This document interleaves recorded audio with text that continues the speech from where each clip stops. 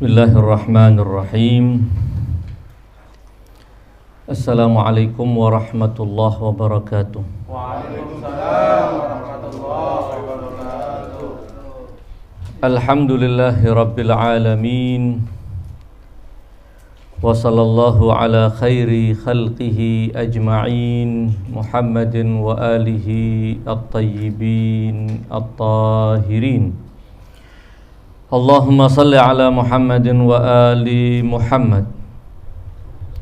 Ikhwan sekalian, alhamdulillah, segala puji bagi Allah Subhanahu wa ta'ala yang mempertemukan kita untuk kesekian kali membaca doa ziarah Asyura yang merupakan amalan rutinan kita.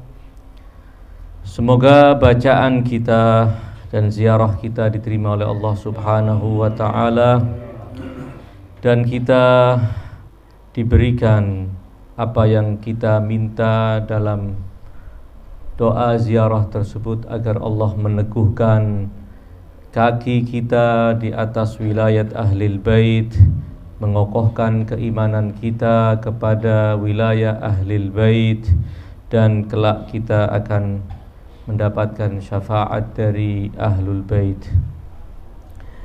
Ikhwan sekalian, kita masih dalam suasana hari-hari Fatimiyah, kendati telah berlalu sesuai dengan salah satu riwayat bahwa Az-Zahra salamullah alaiha wafat pada tanggal 3 bulan Jumadal Akhirah. Namun tentu kapanpun dan dalam suasana apapun, membicarakan Az-Zahra salamullah alaiha adalah sesuatu yang penting dan tentunya juga menarik. Ia penting karena akan memperkenalkan lebih dalam sosok pribadi yang sangat mulia, yang tentang maqam kedudukan beliau kita akan dimintai pertanggungan jawab. Kita akan ditanyai di akhirat kelak dalam hisab kita tentang beberapa hal penting yang sangat mendasar, dan salah satunya adalah pengakuan bahwa Fatimah putri Rasulullah sallallahu alaihi wasallam adalah sayyidatu nisa'il alamin. Ada sebuah riwayat panjang yang disebutkan oleh Al-Majlisi dalam kitab Biharul Anwar, dalam pasal yang berbicara tentang keutamaan aqaribun Nabi, keutamaan keluarga dan asyairun Nabi. Utamanya adalah Sayyidina Hamzah, Sayyidina Ja'far, Sayyidina Aqil, dan Al-Abbas. Salah satu di antara riwayat yang disebutkan oleh Al-Majlisi dalam kitab tersebut adalah riwayat panjang yang menyebutkan bahwa Rasulullah sallallahu alaihi wasallam dalam beberapa kesempatan memanggil Hamzah paman beliau, kemudian menalkinkan beberapa poin dasar dari keyakinan, mendiktekan kepada beliau agar ini menjadi hal yang beliau yakini dan beliau imani. Di antaranya tentu tentang tauhid, tentang kenabian beliau, tentang kepemimpinan Ali bin Abi Thalib sebagai Amirul Mukminin, tentang 11 imam suci dari keturunan Ali bin Abi Thalib alaihi salam. Kemudian Rasulullah sallallahu alaihi wasallam juga menekankan agar Hamzah paman Rasul itu meyakini juga Fatimah sebagai sayyidatun nisa'il alamin. Dan kali terakhir Rasulullah memanggil kembali Hamzah yaitu di malam hari di mana keesokan harinya perang Uhud akan berlangsung dan Hamzah akan gugur. Salah satu yang juga kembali ditekankan oleh Rasulullah Shallallahu Alaihi Wasallam adalah meminta ikrar dari Hamzah, dan hendaknya engkau bersaksi bahwa putriku Fatimah sayyidatu nisa'il alamin. Ini riwayat bisa ditemukan dalam Kitabil Bihar. Itu artinya bahwa pengenalan, pemahaman kita tentang maqam Fatimatuz Zahra adalah sesuatu yang penting.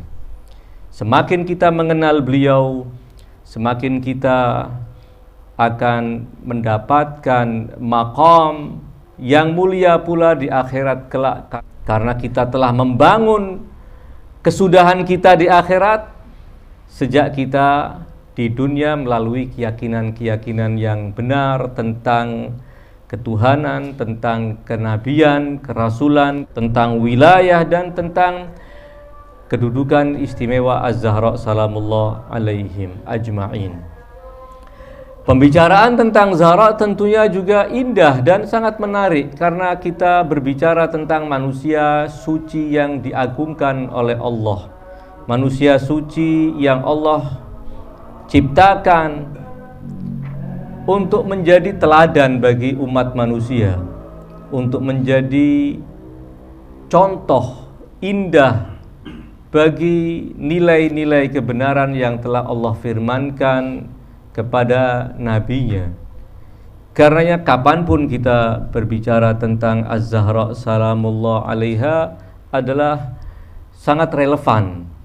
Kita tidak akan pernah dibatasi oleh momen tertentu, walaupun momen tertentu akan menjadikan kita lebih fokus untuk berbicara tentang beliau, namun kapanpun, dimanapun berbicara tentang Zahra, membicarakan tentang keagungan Zahra adalah sesuatu yang penting dan menarik bagi kita semua.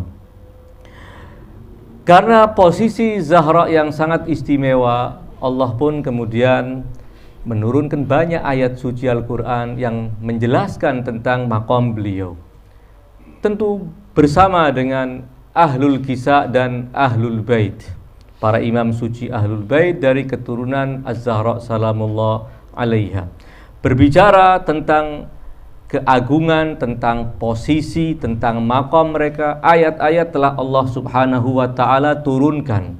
Berbicara tentang perilaku indah mereka, berbicara tentang keteladanan mereka, baik ayat-ayat itu berbicara secara langsung maupun ayat-ayat itu berbicara secara umum, namun kemudian keumuman itu dijelaskan oleh Nabi misdaknya, siapa orangnya, atau siapa penyandang dari berbagai keindahan dan karakter mulia, siapa yang paling sempurna di dalam menyandangnya. Itu yang diistilahkan oleh para ulama dengan misdak, ya, menjelaskan siapanya, siapa yang disebut dalam ayat-ayat yang memuat hal-hal indah, memuat perilaku-perilaku terpuji tersebut, ya.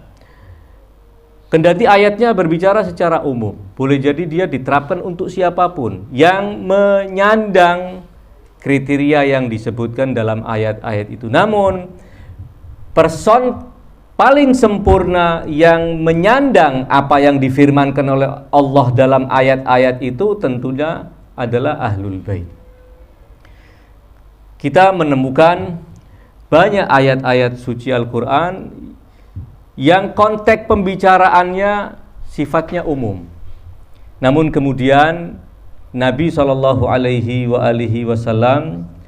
menjelaskan bahwa jika kalian ingin tahu siapa yang paling sempurna mewakili nilai-nilai mulia yang ada dalam ayat itu, maka ketahuilah bahwa yang menyandang secara sempurna dan berada di puncak kesempurnaan dalam menyandangnya adalah ahlu baitku adalah Ali, Fatimah, Al-Hasan dan Al-Husain. Itu kita temukan di dalam banyak ayat suci Al-Quran yang kemudian riwayat sahihah dari Nabi maupun dari para imam mengarahkan bahwa ayat ini sedang menunjuk kepada person tersempurna. Person tersempurnanya adalah Ahlul Bait. Itu sekali lagi tidak berarti menutup bagi selain Ahlul Bait yang juga melakukan hal yang sama, namun tentu dengan kualitas yang di bawah kualitas yang dimiliki oleh Ahlul Bait. Banyak ayat-ayat yang bisa kita temukan atau dalam kelompok yang semacam demikian. Salah satunya adalah ayat yang mengundang perhatian serius dari banyak para ulama dari berbagai disiplin ilmu dan dari berbagai pendekatan. Baik ulama tafsir begitu sibuk meneliti apa yang dimaksud oleh ayat-ayat ini. Para filosof juga terpanggil untuk meneliti apa kira-kira pesan yang terkandung di balik ayat-ayat ini. Para urafa, orang-orang ahli irfan juga sibuk memahami apa sebenarnya yang dimaksud oleh ayat-ayat ini. Ayat yang menurut Syahid Mutahhari, ayat yang benar-benar telah mengundang perhatian para ulama dari berbagai lapisan, dari berbagai mazhab bahkan untuk menyelami kandungan ini, karena memang ayat ini termasuk ayat yang cukup pelik untuk bisa difahami secara sederhana. Namun demikian, ketika para imam suci Ahlul Bait menyampaikan makna-makna kepada kita, apa yang terkandung di balik ayat ini mulai terbuka sedikit demi sedikit. Namun sekali lagi, apa yang disampaikan oleh para imam suci Ahlul Bait pun tidak mewakili secara utuh apa yang dimaksud oleh ayat ini. Apa yang disampaikan oleh para imam suci Ahlul Bait hanya sekedar yang bisa kita fahami. Sebagian dari makna itu diungkap oleh Ahlul Bait sepanjang yang bisa ditangkap oleh pemahaman umum para ulama Islam.